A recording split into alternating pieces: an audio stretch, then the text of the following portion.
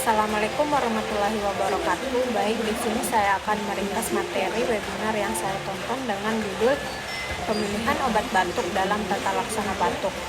Batuk adalah refleks pertahanan yang penting untuk membantu pengeluaran sekresi dan benda asing dari saluran pernapasan. Penyebab batuk yaitu benda asing, patogen, dan peradangan. Pengelompokan batuk terdiri dari batuk kering dan batuk berdahak.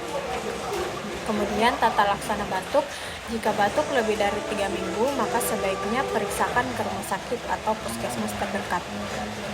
Kemudian penata laksanaan terapi yaitu menghilangkan gejala batuk atau kondisi batuk tersebut. Selanjutnya yaitu terapi non-farmakologi atau tanpa obat minum.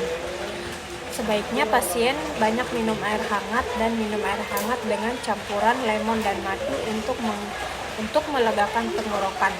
Terapi farmakologi untuk batuk kering yaitu dengan menggunakan kandungan obat dextrometorphan dan batuk berdahak dengan kandungan obat guaifenesin. Baik, itu saja yang saya tangkap dari materi webinar yang saya tonton. Kurang dan lebihnya mohon dimaafkan. Wassalamualaikum warahmatullahi wabarakatuh. Terima kasih.